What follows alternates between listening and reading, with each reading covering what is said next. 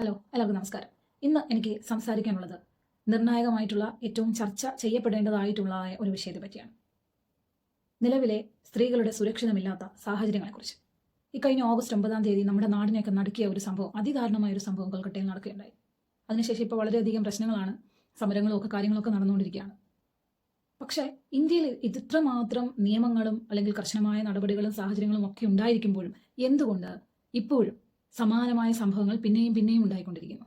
എന്തുകൊണ്ട് അക്രമങ്ങൾ തുടർച്ചയായിക്കൊണ്ടിരിക്കുന്നു? സ്ത്രീകൾ ഒരു സ്ഥലത്തും സുരക്ഷിതമല്ലാതായിക്കൊണ്ടിരിക്കുന്ന സാഹചര്യമാണ് ഇപ്പോൾ ഉള്ളത്.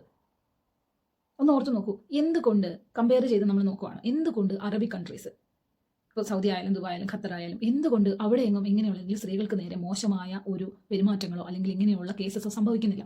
അവിടുത്തെ നിയമം അത്രമാത്രം കർശനമായതുകൊണ്ടാണ്. ഞാൻ ഇങ്ങനെ ചെയ്താൽ അല്ലെങ്കിൽ ഇങ്ങനെ ഞാനൊരു സ്ത്രീയോട് അപമര്യാദയായി പെരുമാറിയാൽ എനിക്ക് കിട്ടാൻ പോകുന്ന ശിക്ഷ ഇതാണ് എന്ന് അവിടുത്തെ ഒരു കൊച്ചു കുഞ്ഞിന് മുതൽ പ്രായമായിട്ടുള്ള അപ്പാപ്പന് വരെ അറിയാം. അപ്പം അതുകൊണ്ട്, അതായത് നിയമം അത്ര കർശനമായതുകൊണ്ട് മാത്രമാണ് ഒരു സമൂഹത്തിൽ മനുഷ്യനെ മനുഷ്യനായി ജീവിക്കാൻ പ്രേരിപ്പിക്കുന്നത്. അപ്പം നമ്മൾ കമ്പയർ ചെയ്ത് നോക്കുമ്പം എന്തുകൊണ്ട് ഇന്ത്യയിൽ മാത്രം വീണ്ടും വീണ്ടും സമാനമായ സംഭവങ്ങൾ ഉണ്ടാകുന്നു? അപ്പോൾ നിയമത്തിനെ പേടിയില്ലാത്തത് കൊണ്ടാണ്. ഞാൻ ഇങ്ങനെ ഒരു സംഭവം ചെയ്തു കഴിഞ്ഞാൽ എനിക്ക് കൂടിപ്പോയാൽ ഇത്തരം ശിക്ഷ വരെ മാത്രമാണ് എനിക്ക് ലഭിക്കുക, അതിനുശേഷം എനിക്കൊന്നുമില്ല. ഞാൻ ഒരു 10 വർഷം 20 വർഷം കഴിഞ്ഞ് ഞാൻ പുറത്തിറങ്ങും, അത് കൂടുതലായ ഒരു ശിക്ഷ എനിക്ക് കിട്ടാൻ പോകുന്നില്ല. അല്ലെങ്കിൽ എന്തെങ്കിലുമൊക്കെ ആ നിയമത്തിന് ലൂപ്പ് ഹോൾസ് ഉള്ളതുകൊണ്ടായിരിക്കുമല്ലോ ആൾക്കാർക്ക് ഒരു പേടിയില്ലാത്തത്. അല്ലെങ്കിൽ എന്തുകൊണ്ടാണ് വീണ്ടും വീണ്ടും ഇങ്ങനെയുള്ള റേപ്പ് കേസസ്, ഗ്യാങ് റേപ്പുകളൊക്കെ വീണ്ടും വീണ്ടും റിപ്പോർട്ട് ചെയ്യപ്പെട്ടുകൊണ്ടിരിക്കുന്നത്?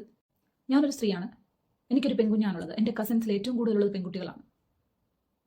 ഇനിയും ഒരു നഴ്സ് എന്ന നിലയിൽ നോക്കുമ്പോൾ സമാനമായ സാഹചര്യത്തിൽ കൊല്ലപ്പെട്ടിരിക്കുന്നത് ഒരു മെഡിക്കൽ സ്റ്റാഫാണ്. നഴ്സുമാർക്കറിയാം, നമ്മൾ നഴ്സസും ഡോക്ടേഴ്സും ഒക്കെ എത്രമാത്രം അപകട സാധ്യതയുള്ളൊരു മേഖലയിലാണ് ജോലി ചെയ്യുന്നത്. ഞങ്ങളെല്ലാം നൈറ്റ് ഷിഫ്റ്റ് ചെയ്യുന്ന ആൾക്കാരാണ്. നഴ്സുമാർക്കറിയാം, ഞങ്ങൾ നൈറ്റ് ഷിഫ്റ്റ് ചെയ്യുമ്പോൾ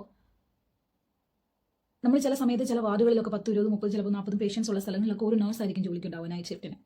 ആ കോറിഡോറുകളിലൊക്കെ ചിലപ്പോൾ നല്ല വെട്ടം ഉണ്ടായെന്ന് വരില്ല, ചിലപ്പോൾ ഫുഡ് കഴിക്കുന്ന സ്ഥലത്ത് വെട്ടം ഉണ്ടായെന്ന് വരില്ല, ബാത്റൂമിൻ്റെ സൈഡിലൊന്നും വെട്ടം ഉണ്ടായെന്ന് വരില്ല. ഈ നൈറ്റ് ഷിഫ്റ്റിൻ്റെ സമയത്ത് പേഷ്യൻസിനെ നോക്കാനായിട്ട് റൗണ്ട്സിന് പോകുന്നൊരു പരിപാടിയുണ്ട്. ചില പേഷ്യൻസിനൊക്കെ ട്രിപ്സ് ഇട്ട് കിടക്കുന്നുണ്ടാവും, ചിലർക്ക് മെഡിസിൻ കൊടുക്കുന്നുണ്ടാവും, ചിലർക്ക് പെയിൻ അസസ്മെന്റ് ഉള്ള പേഷ്യൻസ് ഉണ്ടാവും, BP അതുപോലെ അല്ലെങ്കിൽ ടോലി എടുക്കുന്ന പേഷ്യൻസ് ഉണ്ടാവും. ഇതിനൊക്കെ നമ്മൾ ഒറ്റയ്ക്കാണ് ഈ രാത്രി റൗണ്ട്സിന് പോയിക്കൊണ്ടിരിക്കുന്നത്, അല്ലെങ്കിൽ വാർഡിൽ കൂടി. എത്ര റിസ്കി ആയിട്ടുള്ള ഒരു ജോബാണ് നമ്മൾ ചെയ്തുകൊണ്ടിരിക്കുന്നത്. നമ്മൾ ആർക്ക് വേണ്ടിയിട്ടാണ് ജോലി ചെയ്യുന്നത്? ശരിയാണ്, നമ്മൾ നമുക്ക് വേണ്ടി അല്ലെങ്കിൽ നമുക്ക് കഞ്ഞി കുടിക്കാൻ വേണ്ടിയിട്ടാണ് നമ്മൾ ജോലിക്ക് പോകുന്നത്. പക്ഷേ നമ്മളൊരു സമൂഹത്തിനെ നമ്മൾ സേവനം ചെയ്തുകൊണ്ടിരിക്കുന്ന ആൾക്കാരാണ്. ഞാൻ ഏതോ ഒരു വീഡിയോയിൽ പണ്ട് കുറേ കാലങ്ങൾക്ക് മുമ്പ് കണ്ടൊരു വീഡിയോയാണ്, ഒരു നഴ്സിനെ ഒരു വാർഡിൽ കിടക്കുന്ന പേഷ്യൻറ്റിൻ്റെ ബൈസ്റ്റാൻഡറോ പേഷ്യൻ കൂടി അസോൾട്ട് ചെയ്യുന്ന ഒരു വീഡിയോ ഞാൻ കണ്ടിട്ടുണ്ട്. ആ സമയത്ത് ഞാൻ ചിന്തിച്ചിട്ടുണ്ട്, നമ്മൾ എന്താണ് ചെയ്യുന്നത്? അവർക്ക് വേണ്ടി നമ്മൾ പേഷ്യൻറ്റ്, പെയിനോട് കിടക്കുന്ന പേഷ്യൻ്റ് അല്ലെങ്കിൽ അവർക്ക് വേണ്ട കാര്യങ്ങൾ നമ്മൾ ചെയ്തു കൊടുക്കുകയാണ്, അവരുടെ ആ രോഗത്തിൽ നിന്ന് രക്ഷപ്പെടാൻ വേണ്ടിയിട്ട്. നമ്മളോടാണ് ഇവർ ഈ രീതിയിലൊക്കെ പെരുമാറാൻ വരുന്നത്. നമ്മൾക്ക് എന്ത് സുരക്ഷയാണ് ഗവൺമെൻറ് നൽകുന്നത്? അല്ലെങ്കിൽ നമ്മുടെ ഹോസ്പിറ്റൽസ്, അല്ലെങ്കിൽ നമ്മൾ വർക്ക് ചെയ്യുന്ന ഏത് മേഖലയിലായിക്കോട്ടെ, അതിന് ഹോസ്പിറ്റലിൽ മാത്രമല്ല, IT കമ്പനീസിൽ വർക്ക് ചെയ്യുന്ന ആൾക്കാരുണ്ടാവും, പല പല മേഖലകളിൽ വർക്ക് ചെയ്യുന്ന സ്ത്രീകളുണ്ടാവും. നമ്മൾ ജോലി സ്ഥലത്ത് നമ്മൾ സുരക്ഷ ഉറപ്പാക്കേണ്ടത് ഏത് മേഖലയാണെങ്കിലും ഏത് സ്ഥാപനമാണ്, ആ സ്ഥാപനത്തിന് ഉത്തരവാദിത്തമാണ്. ഞാൻ നഴ്സുമാരോടൊക്കെ വീണ്ടും വീണ്ടും പറയാണ്, നിങ്ങൾ ജോലി ചെയ്യുന്ന സ്ഥലത്ത് നിങ്ങൾ സുരക്ഷിതരല്ല എന്ന് തോന്നിയാൽ നിങ്ങൾ ഉറപ്പായിട്ട് നിങ്ങൾ ശബ്ദമുയർത്തണം. നിങ്ങൾ നിങ്ങളുടെ മേലധികാരിയോട് നിങ്ങൾ റിപ്പോർട്ട് ചെയ്യണം, ഈ സ്ഥലം സുരക്ഷിതമല്ല എന്ന് എനിക്ക് തോന്നുന്നു. കാരണം നാളെ നമുക്ക് ഒന്നും പറയാൻ പറ്റില്ല. ഇപ്പം നമ്മൾ ഹാഷ്ടാഗ് ഇട്ടില്ലെങ്കിൽ നമ്മൾ ഇപ്പം നടന്നുകൊണ്ടിരിക്കുന്ന പ്രശ്നങ്ങൾക്ക് വേണ്ടിയിട്ട് നമ്മൾ പോരാടുന്നുണ്ട്, നമ്മൾ ചർച്ചകൾ നടത്തുന്നുണ്ട്, എല്ലാവരും അതിനുവേണ്ടി സംസാരിക്കുന്നുണ്ട്. നാളെ ഒരു പക്ഷേ നമുക്ക് വേണ്ടിയിട്ടായിരിക്കും ആൾക്കാർ സംസാരിക്കുക, നമുക്ക് വേണ്ടിയിട്ടായിരിക്കും ആൾക്കാർ നിരത്തിലിറങ്ങുക. ഇപ്പോൾ ഈ വന്നിരിക്കുന്ന ഫോട്ടോയ്ക്ക് പകരം നമ്മുടെ പേരായിരിക്കും ഉണ്ടാവുക, നമ്മുടെ ഫോട്ടോ ആയിരിക്കും ഉണ്ടാവുക. നമ്മൾ ഓരോരുത്തരും അതിനെപ്പറ്റി ചിന്തിക്കണം, നമ്മൾ ഓരോരുത്തരും അതിനെപ്പറ്റി സംസാരിക്കണം, പ്രതികരിക്കണമെന്നാണ് ഞാൻ പറയുന്നത്. കാരണം നമുക്കും ജീവിക്കണ്ടേ? ഒരു സ്ത്രീയായി ജനിച്ചു എന്ന് കരുതി നമ്മൾ ജീവിതകാലം മുഴുവൻ പേടിച്ച് പേടിച്ച് പേടിച്ച് ജീവിക്കാൻ പറ്റുമോ?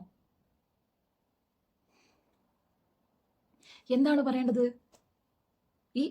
ഒരു സംഭവം അറിഞ്ഞെനിക്ക് 2 ദിവസം ഞാനിങ്ങനെ ചിന്തിക്കുകയായിരുന്നു, എത്രമാത്രം ക്രൂരമായ ഒരു സിറ്റുവേഷനിൽ കൂടിയാണ് ആ കുട്ടി കടന്നു പോയിട്ടുണ്ടാവുക. എന്നെ ഈ കേട്ടുകൊണ്ടിരിക്കുന്ന എത്ര പുരുഷന്മാരുണ്ടെന്ന് എനിക്കറിയില്ല. കേൾക്കുന്ന പുരുഷന്മാരോടാണ് ഞാൻ ചോദിക്കുന്നത്. നിങ്ങളുടെ വീട്ടിൽ നിങ്ങൾക്ക് അമ്മയുണ്ടാവില്ലേ, പെങ്ങന്മാരുണ്ടാവില്ലേ, കുഞ്ഞി പെമ്മക്കൾ ഉണ്ടാവില്ലേ? അവരാണ് ആ ഒരു സിറ്റുവേഷനിൽ കൂടി കടന്നു പോകുന്നതെങ്കിൽ നിങ്ങളെ അതിനെ എങ്ങനെ ഓവർകം ചെയ്യും? നിങ്ങൾ അതിനോട് എങ്ങനെ പ്രതികരിക്കും? ഒന്ന് ചിന്തിച്ച് നോക്കൂ ഒരു നിമിഷം. ചില ആൾക്കാരൊക്കെ വന്നിട്ട് നെഗറ്റീവായിട്ട് കമന്റ് ഇടുന്ന ആൾക്കാരുണ്ട്, അല്ലെങ്കിൽ ആ ഇഷ്യൂവിനെ വളരെ വേറെ രീതിയിലൊക്കെ കമന്റ് ഇട്ട് അല്ലെങ്കിൽ വേറെ രീതി കാണുന്ന ആൾക്കാരുണ്ടാവും, ആണുങ്ങൾ. ഞാൻ അവരോടാണ് ചോദിക്കുന്നത്, നിങ്ങളുടെ വീട്ടിൽ സ്ത്രീകളില്ലേ, നിങ്ങളുടെ വീട്ടിൽ പെമ്മക്കളില്ലേ, അല്ലെങ്കിൽ പെണ്ണുങ്ങളില്ലേ?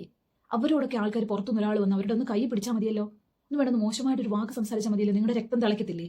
അപ്പം പുറത്തുള്ള ആൾക്കാരൊന്നും നിങ്ങളുടെ ആരുമല്ല. എൻ്റെ വീട്ടിലുള്ള ആൾക്കാർക്ക് എന്തെങ്കിലും സംഭവിച്ചാൽ അത് മാത്രമേ എനിക്ക് അങ്ങനെയല്ല, നാളെ നിങ്ങൾക്കും സംഭവിക്കാം എന്ന് ചിന്തിക്കുമോ? പ്ലീസ്, എനിക്കിതിനെ എങ്ങനെയാണ് എനിക്ക് വാക്കുകൾ ശരിക്കും പറഞ്ഞാൽ കിട്ടുന്നത്? ചില ഹോസ്പിറ്റൽസിലൊക്കെ ഓൺ കോൾസ് എന്ന് പറഞ്ഞൊരു പരിപാടിയുണ്ട്. ചില നൈറ്റ് ഷിഫ്റ്റ് ഒന്നും ഇല്ലാത്ത ചില ഹോസ്പിറ്റൽസിൽ എന്തെങ്കിലും എമർജൻസി കേസൊക്കെ വരുവാണെന്നുണ്ടെങ്കിൽ നമ്മളെ വണ്ടി വിട്ട് വിളിപ്പിക്കും നഴ്സസിനെ. ഡോക്ടേഴ്സിനെ മിക്കവാറും പേര് ഓൺ കോൾ ഡോക്ടേഴ്സൊക്കെ ഉണ്ടാവും. ഗൈനക്കോളജിസ്റ്റുമാരൊക്കെ രാത്രിയിൽ ഹോസ്പിറ്റലിൽ നിന്ന് വണ്ടി വിട്ടിട്ടാണ് അവരെ വിളിച്ചുകൊണ്ട് വരുന്നത്. എത്ര സേഫാണ് നിങ്ങൾ? ഇങ്ങനെ ഓൺ കോൾ നൈറ്റ് ഷിഫ്റ്റിനൊക്കെ പോയിക്കൊണ്ടിരിക്കുന്ന അല്ലെങ്കിൽ നൈറ്റ് ഷിഫ്റ്റ് ചെയ്തുകൊണ്ടിരിക്കുന്ന നഴ്സസിനോടും ഡോക്ടേഴ്സിനോടുമാണ് ഞാൻ ചോദിക്കുന്നത്, നിങ്ങൾ എത്ര സേഫാണ്? നിങ്ങളെ കൊണ്ടുപോകാൻ വരുന്ന ആള് നിങ്ങളെ അത്ര സേഫ്റ്റിയോടുകൂടി നിങ്ങളെ അവിടെ എത്തിക്കുമെന്ന് ആ വണ്ടിയിൽ കയറുമ്പോൾ നിങ്ങൾക്ക് എന്ത് ഉറപ്പാണുള്ളത്? നാളെ പത്രത്തിൽ നിങ്ങളുടെ പേര് ഫോട്ടോയും വരില്ല എന്ന്, നാളെ വേറൊരു നിർഭയം നിങ്ങൾ ആവില്ല എന്ന് എന്ത് ഉറപ്പാണ് നിങ്ങൾക്കുള്ളത്? ഇത്ര അരക്ഷിതമായ അവസ്ഥയിലാണ് നമ്മൾ ജീവിച്ചുകൊണ്ടിരിക്കുന്നത്. നിങ്ങളുടെ വീട്ടിൽ നിന്ന് രാവിലെ സ്കൂളിലേക്ക് ഇറങ്ങി പോകുന്ന നിങ്ങളുടെ 8 വയസ്സോ 10 വയസ്സോ 18 വയസ്സുമുള്ള നിങ്ങളുടെ പെൺകുട്ടി, നിങ്ങളുടെ മകൾ അല്ലെങ്കിൽ നിങ്ങളുടെ സഹോദരി വൈകുന്നേരം തിരിച്ച് വീട്ടിൽ വരും എന്നുള്ളതിന് നിങ്ങൾക്ക് എന്തുറപ്പാണുള്ളത്? ജോലി സ്ഥലത്തിലേക്ക് പോയി നിങ്ങളുടെ ഭാര്യ തിരിച്ചു വരുമെന്ന് നിങ്ങൾക്ക് എന്തുറപ്പാണുള്ളത്? നിങ്ങളുടെ സഹോദരി തിരിച്ചു വരും എന്നുറപ്പുള്ളത്? ഇവൻ നമ്മൾ തന്നെ രാവിലെ ജോലിക്ക് ഇറങ്ങി പോകുന്നു. മക്കളെ നോക്കാൻ, കുടുംബം നോക്കാനായിട്ട് നമ്മൾ നഴ്സസ് നമ്മൾ ജോലിക്ക് പോവുകയാണ്. നമുക്ക് എന്ത് സുരക്ഷയാണുള്ളത്? ഇതൊക്കെ ആരോടാണ് ഇതിനെപ്പറ്റി സംസാരിക്കുക? ആരോടാണ് പറയുക? എത്രമാത്രം സമരം ചെയ്യും? എത്രമാത്രം കൊടി പിടിക്കും? എത്ര നാൾ നിരാഹാരം കിടക്കും? സത്യാഗ്രഹം നടത്തും? അപ്പൊ എന്താണ് സംഭവിക്കേണ്ടത്? അല്ലെങ്കിൽ എന്താണ് മാറേണ്ടത്? ആൾക്കാരുടെ കാഴ്ചപ്പാടാണോ? നമ്മളുടെ കാഴ്ചപ്പാടാണോ? അല്ലെങ്കിൽ സ്ത്രീകൾ മാറേണ്ടതായിട്ടുണ്ടോ? അതോ സമൂഹത്തിന്റെ കാഴ്ചപ്പാടാണോ മാറേണ്ടത്? അതോ നിയമമാണോ മാറേണ്ടത്? എന്താണ് മാറേണ്ടത്? നിങ്ങളൊന്ന് ചിന്തിക്കൂ. ഓക്കെ, ചില ആൾക്കാർ പറയുന്നു വസ്ത്രമാണ് പ്രശ്നമെന്ന്. ഈ വസ്ത്രമാണ് പ്രശ്നമെന്നുണ്ടെങ്കിൽ 6 മാസം പ്രായമുള്ള 2, 4 മാത്രം പ്രായമുള്ള പെൺകുഞ്ഞുങ്ങൾ എങ്ങനെ റേപ്പ് ചെയ്യപ്പെടുന്നു? ഓക്കെ, അടുത്ത കൂട്ടർ പറയുന്നു രാത്രിയിൽ പെണ്ണുങ്ങൾ ഇറങ്ങി നടക്കുന്നത് കൊണ്ടാണ് പ്രശ്നമെന്ന്. അങ്ങനെയാണെങ്കിൽ ഒരു സുരക്ഷിതമായ ആണ് എന്ന് നമ്മൾ വിചാരിക്കുന്ന ഒരു ഹോസ്പിറ്റൽ സർക്യൂട്ടിനകത്ത് എങ്ങനെ ഒരു പെൺകുട്ടി റേപ്പ് ചെയ്യപ്പെട്ടു? ചില ആൾക്കാർ പറഞ്ഞു അടങ്ങി ഒതുങ്ങി നടക്കാത്തത് കൊണ്ടാണെന്ന്, പക്വതയും പാകതയും ഇല്ലാത്തതിന്റെ പ്രശ്നമാണെന്ന്. അങ്ങനെയാണെങ്കിൽ എന്തുകൊണ്ട് 60, 80 വയസ്സും പ്രായമുള്ള പക്വതയും പാകതയുമുള്ള അമ്മച്ചിമാർ, പ്രായമുള്ള അമ്മമാർ റേപ്പ് ചെയ്യപ്പെടുന്നു? എനിക്ക് ഉത്തരം വേണം. എൻ്റെ ചിന്തയിൽ 2 വയസ്സുള്ള 6 മാസം പ്രായമുള്ളെങ്കിൽ 6, 8, 10, 18 വയസ്സുള്ള 60, 40 വയസ്സ് പ്രായമുള്ള ആൾക്കാർ, സ്ത്രീകൾ ഒരേപോലെ റേപ്പ് ചെയ്യപ്പെടുന്നു. വസ്ത്രമല്ല പ്രശ്നം, പ്രായമല്ല പ്രശ്നം, ഇറങ്ങി നടക്കുന്നതല്ല പ്രശ്നം, പക്വതയും പാകതയും അടക്കം ഒതുക്കവും ഇല്ലാത്തതുമല്ല പ്രശ്നം. ആൾക്കാർക്കാണ് പ്രശ്നം, സമൂഹത്തിനാണ് പ്രശ്നം, പേടിയില്ലായ്മയാണ് പ്രശ്നം, നിയമം ശക്തമല്ലാത്തതാണ് പ്രശ്നം. എന്ന് നിയമം ശക്തമാകുന്നുവോ, എനിക്ക് ഇന്ന ശിക്ഷ ഡെഫിനറ്റ്ലി എനിക്കത് കിട്ടും, ഈ ഞാൻ ചെയ്ത കുറ്റം തെളിഞ്ഞു കഴിഞ്ഞാൽ എൻ്റെ ശിക്ഷ ഇതാണ്, എനിക്ക് ഉറപ്പാണ് എന്ന ഒരു പേടി, ആ പേടി ഇല്ലാതെ അല്ലെങ്കിൽ ആ പേടി വരാത്തിടത്തോളം കാലം നമ്മൾ സ്ത്രീകൾ സുരക്ഷിതർ. ഞാൻ നിയമമൊന്നും പഠിച്ചിട്ടുള്ള ആളൊന്നുമല്ല, ഞാൻ കേട്ടിട്ടുള്ളതാണ് അല്ലെങ്കിൽ വായിച്ചിട്ടുള്ള അറിവ് വെച്ചിട്ടാണ് ഞാൻ പറയുന്നത്. കൺസെന്റ് എന്ന് പറയുന്ന ഒരു സംഭവമുണ്ട്. സമ്മതം, ഒരു സ്ത്രീയുടെ അനുവാദമില്ലാതെ, അവളുടെ കൺസെന്റ് ഇല്ലാതെ അവളുടെ ശരീരത്തെ സ്പർശിക്കുന്നത് പോലും നിയമത്തിന് വിരുദ്ധമാണ്. അപ്പൊ ആ കൺസെന്റ് ഇമ്പോർട്ടൻ്റ് ആണ്. ഇനി അതുമല്ല, 14 സെക്കൻഡിലേറെ ഒരു സ്ത്രീയെ തുറച്ചു നോക്കിയാൽ പോലും കേസ് എടുക്കാൻ പറ്റുന്ന ഒരു രാജ്യമാണ് നമ്മുടെ. ഇപ്പോൾ നീതി നിയമം ഒക്കെ എവിടെ? നിയമത്തിന് ആൾക്കാർക്ക് പേടിയില്ലാതായി തുടങ്ങിയതുകൊണ്ടല്ലേ ഇങ്ങനെയൊക്കെ സംഭവിക്കുന്നത്? എനിക്ക് ഒന്ന് മാത്രമേ പറയാനുള്ളൂ, വളരെ ശക്തമായ ഒരു നിയമ ഭേദഗതി ആവശ്യമാണ്. നമ്മുടെ പെൺകുഞ്ഞുങ്ങൾ, നമ്മൾ ഉൾപ്പെടുന്ന സ്ത്രീ സമൂഹം സുരക്ഷിതമായിരിക്കണമെങ്കിൽ നിയമത്തിന് ശക്തമായ ഒരു നിയമ ഭേദഗതി വരുത്തേണ്ട സമയം അതിക്രമിച്ചു കഴിഞ്ഞിരിക്കുകയാണ്.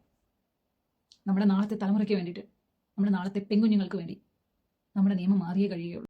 എന്തോരം കേസുകളുണ്ടെന്നറിയാമോ? എണ്ണി പറയാനാണെങ്കിൽ എന്തോരം ഫേമസ് ആയിട്ടുള്ള കേസുകളുണ്ടെന്നറിയാമോ? 2012 Nirbhaya case, Unnao case, Kathua case, പിന്നെ നമ്മുടെ കർണാടകയിലെ ഒരു വെറ്ററിനറി ഡോക്ടറിന്റെ റേപ്പ് കേസ്. പേഴ്സണലി എനിക്ക് ആ ഒരു വെറ്ററിനറി ഡോക്ടറിന്റെ ആ ഒരു റേപ്പ് കേസിന്റെ 4 പ്രതികളെ എൻകൗണ്ടർ ചെയ്തിട്ട് പോലീസ് വെടിവെച്ച് കൊണ്ടിരുന്നു. ആ ഒരു ദിവസം സത്യം പറഞ്ഞാൽ എനിക്ക് ഭയങ്കര സന്തോഷം തോന്നി. കാരണം അവരത് അർഹിച്ചിരുന്നെങ്കിൽ അത് അവർക്ക് കിട്ടണമെന്ന് ഞാൻ ആഗ്രഹിച്ചിരുന്നു. ഒരു അൾട്ടിമേറ്റ് ആയിട്ടുള്ള ഒരു നിയമം നടപ്പാക്കൽ അത് മാത്രമേയാണ്. കൊന്നുകളഞ്ഞേക്കണം. എന്തിനാണ് വെച്ചിരിക്കുന്നത്? അത്ര ദാരുണമായിട്ട് അല്ലെങ്കിൽ ഇത്ര മൃഗീയമായിട്ട് അവർക്ക് ഒരു മനുഷ്യ ജീവനോട് അങ്ങനെ ചെയ്യാൻ കഴിയുന്നുണ്ടെങ്കിൽ അവരെന്ത് കരുണയാണ് അർഹിക്കുന്നത്? കൊന്നുകളഞ്ഞേക്കണം. എനിക്ക് ഓർമ്മയുണ്ട്, എൻ്റെ ചെറുതിലാണെന്ന് തോന്നുന്നു, ഒരു സ്വന്തം മകളെ റേപ്പ് ചെയ്ത പ്രതിയെ വെടിവെച്ച് കൊന്ന ഒരച്ഛനുള്ള നാടാണ് നമ്മുടേത്. ജനങ്ങൾ നിയമം കയ്യിലെടുക്കുന്നതിന് മുമ്പ് നിയമത്തിന് കാര്യമായ ഭേദഗതി വന്നില്ലെങ്കിൽ ആൾക്കാർ നിയമം കയ്യിലെടുക്കും. എനിക്ക് അല്ലെങ്കിൽ സ്വന്തം സുരക്ഷയ്ക്ക് വേണ്ടി എന്തും ചെയ്യാമെന്ന ഒരു നിലയിലേക്ക് നിയമം മാറ്റപ്പെടണമെന്നാണ് ഞാൻ ആഗ്രഹിക്കുന്നത്. ഇനിയെങ്കിലും പെൺകുട്ടികൾ, നമുക്ക് ചെയ്യാൻ പറ്റുന്ന ഒരുപാട് കാര്യങ്ങളുണ്ട്. ട്രാക്കിംഗ് സിസ്റ്റം, നമുക്ക് ഒരുപാട് കാര്യങ്ങൾ ചെയ്യാൻ പറ്റും.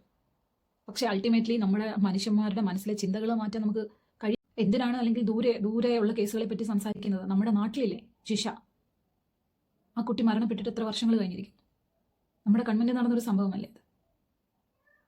നമ്മൾ അറിഞ്ഞ് നടന്ന കേസുകളാണ് ഇതൊക്കെ. നമ്മൾ അറിയാത്ത എത്രയോ കേസുകൾ. പുറത്തിറങ്ങിയ അല്ലെങ്കിൽ സുരക്ഷിതമല്ല എന്ന് പറയുന്നു. രാത്രിയാകുമ്പോൾ വീട്ടിനുള്ളിൽ ഇരിക്കണം, അങ്ങനെയാണ് അല്ലെങ്കിൽ ഇങ്ങനെയാണ് എന്നൊക്കെ പറയുമ്പോൾ വീട്ടിനുള്ളിൽ എത്ര കുഞ്ഞുങ്ങൾ സുരക്ഷിതമല്ലാതെ ജീവിക്കുന്നുണ്ട്. സ്വന്തം വീട്ടിനുള്ളിൽ പെൺകുഞ്ഞുങ്ങൾ സുരക്ഷിതരാണോ? സ്വന്തം അച്ഛനിൽ നിന്ന് ഗർഭം ധരിച്ച ഒരു 10 വയസ്സുകാരിയുടെ കാര്യം നമ്മൾ എല്ലാവരും കേട്ടതാണ്. നിയമ നടപടികളുമായി ആ കുട്ടിയുടെ അമ്മ മുമ്പോട്ട് പോയതൊക്കെ നമ്മൾ വായിച്ചറിഞ്ഞതാണ് ന്യൂസുകളിൽ. സ്വന്തം കുടുംബാംഗങ്ങളിൽ നിന്നും പീഡനം ഏൽക്കേണ്ടി വരുന്ന ഒരുപാട് കുഞ്ഞുങ്ങൾ ജീവിക്കുന്നുണ്ട്. എന്താണ് സംഭവിക്കുന്നതെന്ന് മനസ്സിലാക്കുവാൻ പോലും വകതിരിവില്ലാത്ത ചെറിയ പിഞ്ചു കുഞ്ഞുങ്ങളോട് ഇങ്ങനെ ചെയ്യുന്ന ആൾക്കാരെയൊക്കെ എന്താണ് ചെയ്യേണ്ടത്? നമുക്ക് അവരെ കുഞ്ഞുങ്ങളെ ഗുട്ടച്ചും ബാട്ടച്ചും ഒക്കെ പഠിപ്പിക്കാനായിട്ട് കഴിയുമായിരിക്കാം. പക്ഷെ അവരെ ഒരു ആക്രമണത്തിൽ നിന്നും അവർക്ക് എങ്ങനെ റെസിസ്റ്റ് ചെയ്യാനായിട്ട് കഴിയും? നമ്മൾ മുതിർന്ന ആൾക്കാരാണ് അല്ലേ, നമ്മൾ മുതിർന്ന ആൾക്കാരാണ്. പക്ഷെ ഒരു ആക്രമണം വരുമ്പോൾ നമുക്ക് അതിനെ എത്രത്തോളം ചെറുത്ത് നിൽക്കാനായിട്ട് കഴിയും? സ്ത്രീ അബലയാണ്, അവൾ സംരക്ഷിക്കപ്പെടേണ്ടവളാണ് എന്ന് പറയുമ്പോൾ തന്നെ അതിൻ്റെ ഓപ്പോസിറ്റ് സ്ത്രീ അബലയാണ്, അവളെ എന്തും ചെയ്യാം എന്നൊരു തലത്തിലാണ് സമൂഹം ചിന്തിക്കുന്നത്. സ്ത്രീകൾ എവിടെയാണ് സുരക്ഷിതർ? വീടുകളിലോ, വർക്ക് ചെയ്യുന്ന സ്ഥലങ്ങളിലോ, നടക്കുന്ന വഴികളിലോ, ബസ്സിലോ, യാത്ര ചെയ്യുന്ന കാറുകളിലോ, ഷോപ്പുകളിലോ, ജോലി സ്ഥലങ്ങളിലോ? എവിടെയാണ് സുരക്ഷിതർ? എങ്ങും സുരക്ഷിതരല്ല, എങ്ങും സുരക്ഷിതരല്ല. നമ്മൾ എന്താണ് ചെയ്യാൻ പറ്റുക എന്നുള്ളതാണ് ചിന്തിക്കേണ്ടത്. ചർച്ച ചെയ്യേണ്ട ഒരു വിഷയം, വളരെ വളരെ വളരെ ചർച്ച ചെയ്യേണ്ട ഒരു വിഷയമാണ്. നമ്മൾ സുരക്ഷിതരല്ലാത്ത നമ്മുടെ കുഞ്ഞുങ്ങൾ, നമ്മുടെ സഹോദരിമാർ, നമ്മൾ ഓരോരുത്തരും. നാളെ പത്രങ്ങളിൽ അടുത്ത ഒരു ന്യൂസ് എന്താണ് എന്ന് പോലും നമുക്കറിയില്ല. അത് ചിലപ്പോൾ നിങ്ങളിൽ ഒരാളാവാം, അല്ലെങ്കിൽ ഞാനാവാം, നമുക്ക് ഒരിക്കലും പറയാൻ പറ്റില്ല. കാരണം അങ്ങനത്തെ ഒരു സിറ്റുവേഷൻ ആണുള്ളത്. എല്ലാവരും ഇതിനെപ്പറ്റി ബോധവാന്മാരായിരിക്കുക. നമ്മൾ ഇതിനെതിരെ, അല്ലെങ്കിൽ സ്ത്രീകളുടെ സംരക്ഷണം ആവശ്യപ്പെടുന്ന ഒരു നിയമം, അത് ഉടനടി അങ്ങനെ ഒരു നിയമം ഉണ്ടായേ പറ്റൂ, നിയമ ഭേദഗതി ഉണ്ടായേ പറ്റൂ. വളരെ കൃത്യമായ, അല്ലെങ്കിൽ വളരെ സ്പീഡി ആയിട്ടുള്ള, അങ്ങനെ എന്തെങ്കിലും സംഭവിച്ചു കഴിഞ്ഞാൽ അത് ട്രാക്ക് ചെയ്യുവാനായിട്ടുള്ള എല്ലാ സംവിധാനങ്ങളും ഉണ്ടാവണം.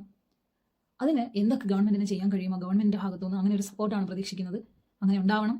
അതിനുവേണ്ടി നമ്മൾ ഓരോരുത്തരും നമുക്ക് എന്തൊക്കെ ചെയ്യാൻ പറ്റുമോ, നമുക്ക് പ്രതികരിക്കാനുള്ളത് പ്രതികരിക്കുക, അതിനെപ്പറ്റി സംസാരിക്കുക, ചർച്ച ചെയ്യുക.